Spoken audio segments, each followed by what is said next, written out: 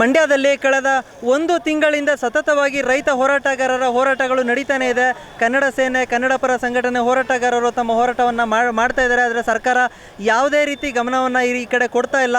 ಜೊತೆಗೆ ರಾಜ್ಕುಮಾರ್ ಅವರಂಥ ದಿಗ್ಗಜರು ಇದ್ದಂಥ ಕಾಲದಲ್ಲಿ, ವರಂಟ ರಾಜ್ಕುಮಾರ್ ಅವರಂಥ ಕಾಲದಲ್ಲಿ ಈ ರೀತಿಯ ಹೋರಾಟಗಳಿಗೆ ಮುಂದೆ ನಿಂತು ಒಂದು ಕನ್ನಡ ಚಿತ್ರರಂಗ ರೈತರಿಗೆ ಬೆಂಬಲವಾಗಿ ಸಾಥ್ನನ್ನು ನೀಡ್ತಾ ಇತ್ತು. ಆದರೆ ಇತ್ತೀಚೆಗೆ ಆ ರೀತಿಯ ಒಂದು ಭಾವನೆ ವ್ಯಕ್ತಪಡಿಸುವಂತಾಗಿರ್ಬೋದು, ಹೋರಾಟಕ್ಕೆ ಧುಮುಕುವಂತಾಗಿರ್ಬೋದು, ಚಿತ್ರರಂಗದಲ್ಲಿ ಈ ರೀತಿಯ ಬೆಳವಣಿಗೆಗಳು ಕಾಣಿಸ್ತಾ ಇಲ್ಲ.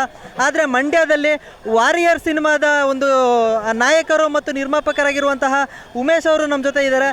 ಅವರು ರೈತರ ಜೊತೆ ನಾವು ಸದಾ ಇದ್ದೀವಿ, ನಮ್ಮ ಚಿತ್ರರಂಗದಲ್ಲಿ ಇದ್ದರೂ ಸಹ ರೈತರಿಗೆ ಬೆನ್ನೆಲುವಾಗಿ ನಾವು ಜೊತೆಯಲ್ಲಿ ಇರ್ತೀವಿ ಅಂತ ಅವ್ರ ಜೊತೆ ಹೋರಾಟಕ್ಕೆ ಬಂದಿದ್ದಾರೆ. ಬನ್ನಿ ಈ ಹೋರಾಟದ ಬಗ್ಗೆ ಅವ್ರು ಏನು ಹೇಳ್ತಾರೆ ಕೇಳೋಣ. ಸರ್ ನಮಸ್ತೆ. ನಮಸ್ಕಾರ ಸರ್, ಈಗ ನಿಮ್ಮ ಚಿತ್ರದ ಬಿಡುಗಡೆ ಸಮಯದಲ್ಲೂ ಸಹ ಬಿಡುವು ಮಾಡಿಕೊಂಡು ರೈತರ ಹೋರಾಟದಲ್ಲಿ ಭಾಗವಹಿಸಿದ್ದೀರಾ.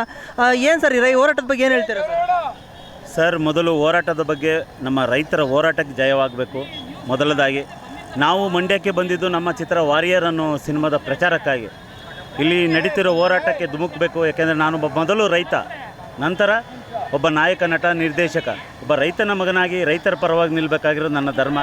ಇಂಡಸ್ಟ್ರಿ ಪರವಾಗಿ, ಕನ್ನಡ ಚಿತ್ರರಂಗ, ಕಾವೇರಿ ಪರ ಮತ್ತು ಕಾವೇರಿ ಮತ್ತು ನಾಡು ನುಡಿ ಹೋರಾಟದ ಪರ ಯಾವಾಗಲೂ ಒಗ್ಗಟ್ಟಾಗಿ ಮುಂದೆ ಬರಬೇಕು. ನಮ್ಮ ಅಣ್ಣವ್ರ ಕಾಲದಲ್ಲಿ ಯಾವುದೇ ಹೋರಾಟ ಆದರೂ ಮುಂದಾಳತ್ವದಿಂದ ಅವರು ಮುಂದೆ ಬರ್ತಿದ್ರು. ಈಗ ಆ ಪರಿಸ್ಥಿತಿ ಇಲ್ಲ.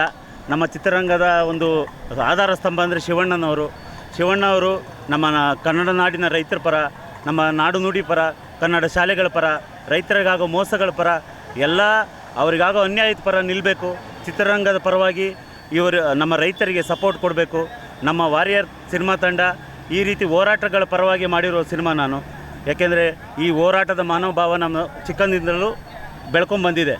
ಈ ನಮ್ಮ ವಾರಿಯರ್ ಸಿನಿಮಾ ಇಂಥ ಒಂದು ಹೋರಾಟಕ್ಕೆ ಸ್ಫೂರ್ತಿ ಆಗುತ್ತೆ.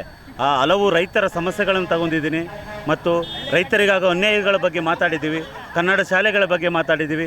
ಒಂದು ಒಳ್ಳೆಯ ಉತ್ತಮ ಸಂದೇಶ ಇದೆ ಸಿನಿಮಾ. ಪ್ರತಿಯೊಬ್ಬರೂ ಸಪೋರ್ಟ್ ಮಾಡಬೇಕು. ಮತ್ತು ಆದಷ್ಟು ನಮ್ಮ ಸರ್ಕಾರಗಳು ಕಾವೇರಿ ವಿವಾದವನ್ನು ಬಗೆಹರಿಸಿ ನಮ್ಮ ಮಂಡ್ಯ ಮತ್ತು ಮೈಸೂರಿನ ಜನತೆಗೆ ನ್ಯಾಯ ಒದಗಿಸಿಕೊಡಬೇಕು. ಏಕೆಂದರೆ ಕಾವೇರಿ ನಮ್ಮ ಸೊತ್ತು, ಆಕೆ ನಮ್ಮ ತಾಯಿ ನೀರನ್ನು ನಮ್ಮ ಜನಗಳಿಗೆ ಬಿಡಬೇಕು. ಮೊದಲು ನಮಗೆ ಪ್ರಾಮುಖ್ಯತೆ ಕೊಡಬೇಕು, ನಂತರ ಬೇರೆಯವರಿಗೆ. ಸರ್, ಈಗ ಅಣ್ಣವರಿದ್ದಂಥ ಕಾಲದಲ್ಲಿ ಒಂದು ಹೋರಾಟ ಬೇರೆ ರೀತಿಯೇ ಇರ್ತಾಯಿತ್ತು. ಆದರೆ ಈಗ ಶಿವಣ್ಣವರು ಮತ್ತು ಈಗ ಸುದೀಪ್ ಆಗಿರ್ಬೋದು, ಯಶ್ ಆಗಿರ್ಬೋದು, ದರ್ಶನ್, ಇಂಥ ಒಂದು ಇವರಿರೋಂಥ ಸಮಯದಲ್ಲಿ ಯಾವುದೇ ರೀತಿ ಹೋರಾಟಕ್ಕೆ ರೈತರಿಗೆ ಸಾಥ್ ಕೊಡುವಂಥ ಕೆಲಸಗಳು ನಡೀತಾ ಇಲ್ಲ ಸರ್. ಆ ಒಂದು ನಾಯಕತ್ವದ ಗುಣ ಚಿತ್ರರಂಗದಲ್ಲಿ ಕಾಣೆ ಆಗೋಯ್ತು ಅಂತ ಅನ್ಸುತ್ತಾ? ಖಂಡಿತ ಕಾಣೆಯಾಗಿದೆ. ಯಾಕೆಂದರೆ ಮೊದಲಿದ್ದ ಥರ ಈಗ ಇಂಡಸ್ಟ್ರಿ ಇಲ್ಲ, ಸ್ವಲ್ಪ ಬದಲಾಗಿದೆ. ಎಲ್ಲ ಪ್ಯಾನ್ ಇಂಡಿಯಾ ಅಂತ ಆ ಕಡೆ ಹೋಗಿದೆ.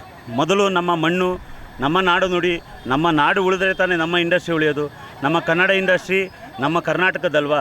ಮೊದಲು ನಮ್ಮ ಕನ್ನಡಕ್ಕೆ ಏನೇ ಸಮಸ್ಯೆ ಆದರೂ, ನಮ್ಮ ನಾಡು ನುಡಿ ಜನಗಳಿಗೆ ಮತ್ತು ರೈತರಿಗೆ ಏನೇ ಸಮಸ್ಯೆ ಆದರೂ ಕನ್ನಡ ಮೊದಲು ಬರಬೇಕು. ಯಾಕೆಂದರೆ ಪ್ರೇಕ್ಷಕರು ಕನ್ನಡದವರು.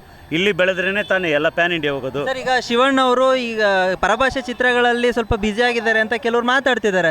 ಹಾಗಾಗಿ ಈಗ ಈ ರೈತ ಹೋರಾಟಗಳಿಗೆ ಅವರು ಬರಲ್ಲ ಅಂತ ಕೆಲವರು ಹೇಳ್ತಿದ್ದಾರೆ. ಅವರ ಒಂದು ಕರೆ ಕೊಟ್ಟರೆ ಸಾಕು, ಇಡೀ ಅರ್ಧಕ್ಕಿಂತ ಹೆಚ್ಚಿನ ಚಿತ್ರರಂಗ ರೈತರ ಹೋರಾಟಕ್ಕೆ ಧುಮುಕುತ್ತೆ. ಆದರೆ ಅವರು ಆ ರೀತಿಯ ಯಾವುದೋ ರೀತಿ ಒಂದು ಹೆಜ್ಜೆಯನ್ನು ಇಡ್ತಾ ಇಲ್ಲ. ಅದ್ರ ರೀಸನ್ ಏನಾದರೂ ಇದೆಯಾ ಸರ್? ಸರ್, ಅವರು ತುಂಬ ಬ್ಯುಸಿ ಇರ್ತಾರೆ. ಅಫ್ಕೋರ್ಸ್ ಎಲ್ರಿಗೂ ಗೊತ್ತು. ಅವರು ದೊಡ್ಡ ನಟರು, ನಮ್ಮ ಚಿತ್ರರಂಗಕ್ಕೆ ಆಧಾರ ಸ್ತಂಭ. ಅವ್ರು ಬರೋಕ್ಕಾಗಲ್ಲ. ಆದರೂ ಅವರ ಒಂದು ಮಾತಿಗೆ ಶಕ್ತಿ ಇದೆ. ಚಿತ್ರರಂಗ ಅವರ ಮಾತಿಗೆ ಬೆಲೆ ಕೊಡುತ್ತೆ. ಅವರು ಒಂದು ಮಾತು ಹೇಳಿದರೆ ಎಲ್ಲರೂ ಧುಮುಕ್ತಾರೆ ಹೋರಾಟದಲ್ಲಿ. ಕರ್ನಾಟಕದ ಪರ, ನಮ್ಮ ಕಾವೇರಿ ಪರ ಇರೋ ಹೋರಾಟಕ್ಕೆ ಆವಾಗಲಿಂದ ಅಣ್ಣವರು ತಾವು ಮುಂದಾಳತ್ವ ವಹಿಸ್ಕೊಂಡು ರೋಡಿಗಿಲ್ದು ಹೋರಾಟ ಮಾಡಿದ್ದಾರೆ. ಈಗ ಅವರ ಮಗನಾಗಿ ಅವ್ರು ಮುಂದುವರಿಸಬೇಕು. ನಮ್ಮ ರೈತರಿಗಾಗೋ ಅನ್ಯಾಯದ ಪರ ಮತ್ತು ನಮ್ಮ ರೈತರಿಗಾಗೋ ಮೋಸದ ಪರ. ಈಗ ನೋಡಿ, ರೈತರ ಕಬ್ಬಿಗೆ ಬೆಲೆ ಇಲ್ಲ. ಸಕ್ಕರೆ ಮಾತ್ರ 70 ರೂಪಾಯಿ ಆಗಿದೆ. ಯಾಕೆ? ರೈತರು ಬೆಳೆಯೋದಕ್ಕೆ ಬೆಲೆ ಇಲ್ಲ. ಸಕ್ಕರೆ ಕಾರ್ಖಾನೆಗಳು ಫಿಕ್ಸ್ ಮಾಡಿದ್ದಕ್ಕೆ ಬೆಲೆ ಇದೆ. ರೈತರ ಕಬ್ಬಿಗೆ ಬರೀ 2,500 ಸಿಗ್ತಾ ಇದೆ ಅಂತ ನಮ್ಮ ರೈತರು ಹೇಳ್ತಿದ್ದಾರೆ. ರೈತರಿಗೆ ಕಬ್ಬಿನ ಬೆಲೆಗೆ 5,000 ರೂಪಾಯಿ ನಿಗದಿಪಡಿಸಬೇಕು. ರೈತರಿಗೆ ನ್ಯಾಯವಾಗಿ ಒಂದು ಉತ್ತಮ ಬೆಂಬಲ ಬೆಲೆ ಕೊಡಬೇಕು. ಈಗ ರೈತರಿಗೆ ಕೇವಲ ಕಾಣ್ತಾರೆ. ರೈತರಂದರೆ ಏನು ಕೊಡಲ್ಲ. ಯಾಕೆ? ರೈತರಿಗೆ ಬೆಲೆ ಕೊಡ್ತಾ ಇಲ್ಲ. ರೈತರಿಗೆ ಬೆಲೆ ಬರಬೇಕಂದ್ರೆ ಅವನು ಆರ್ಥಿಕವಾಗಿ ಸಬಲನಾಗಬೇಕಂದ್ರೆ ಒಳ್ಳೆ ಉತ್ತಮ ಬೆಲೆ ಬೇಕು. ಅದನ್ನು ಯಾರು ಕೊಡಬೇಕು? ರಾಜಕೀಯವಾಗಿರೋ ಪ್ರತಿಯೊಂದು ನಮ್ಮ ಸರ್ಕಾರಗಳು, ಆಡಳಿತದಲ್ಲಿರೋ ಎಲ್ಲರೂ ಸಪೋರ್ಟ್ ಮಾಡಬೇಕು. ಆ ದೃಷ್ಟಿಯಿಂದ ಸರ್ಕಾರಕ್ಕೆ ಮನವಿ ಮಾಡ್ಕೊಳೋದು ಮತ್ತು ಚಿತ್ರರಂಗಕ್ಕೆ ನಾನು ಮನವಿ ಮಾಡ್ಕೊಳೋದು, ಎಲ್ಲರೂ ಒಗ್ಗಟ್ಟಾಗಿ ನಿಲ್ಲಿ, ನಮ್ಮ ರೈತರ ಪರ ಬನ್ನಿ. ನಮ್ಮ ರೈತರ ಸಮಸ್ಯೆಗಳ ಪರ ಬನ್ನಿ, ಮತ್ತು ರೈತರಿಗೆ ಅನ್ಯಾಯ ಆಗೋದಕ್ಕೆ ನೋಡ್ಕೊಳ್ಳಿ. ಯಾಕೆ ಕನ್ನಡ ಪರ ಚಿತ್ರಗಳ ಪ್ರೇಕ್ಷಕರು ನಮ್ಮ ನಾಡಿನವರು, ನಮ್ಮ ರೈತರ ಮಕ್ಕಳು. ಅವ್ರು ಬಂದ್ರೇ ಚಿತ್ರಗಳು ಓಡೋದು. ಅವರ ಸಪೋರ್ಟ್ ತುಂಬ ಮುಖ್ಯ. ಆದ್ದರಿಂದ ಕನ್ನಡಕ್ಕೆ ಯಾವಾಗಲೂ ಸಪೋರ್ಟ್ ಮಾಡಿ, ಕರ್ನಾಟಕ ರೈತರಿಗೆ ಹೋರಾಟಕ್ಕೆ ಸಪೋರ್ಟ್ ಮಾಡಿ, ಮತ್ತು ನಮ್ಮ ಕಾವೇರಿ ನೀರಿಗೆ ನಿಮ್ಮ ಸಹಕಾರ ಸದಾ ಇರಲಿ. ನೋಡೋದ್ರಲ್ಲ ವೀಕ್ಷಕರೇ, ವಾರಿಯರ್ ಸಿನಿಮಾದ ನಾಯಕ ನಟರ ಮಾತು ಈ ರೀತಿಯಾಗಿತ್ತು. ಚಿತ್ರಗಳನ್ನ ನೋಡಲಿಕ್ಕೆ ಕನ್ನಡಿಗರಿರಬೇಕು, ಆದರೆ ಅವರನ್ನು ಅದೇ ಕನ್ನಡಿಗರನ್ನ ಉಳಿಸ್ಕೊಳ್ಳೋದಲ್ಲಿ ನಮ್ಮ ಕನ್ನಡ ಚಿತ್ರರಂಗ ಎಲ್ಲೋ ಎಡುತ್ತಾ ಇದೆ ಅನ್ನುವಂಥ ರೀತಿಯಲ್ಲಿ ಮಾತಿದೆ.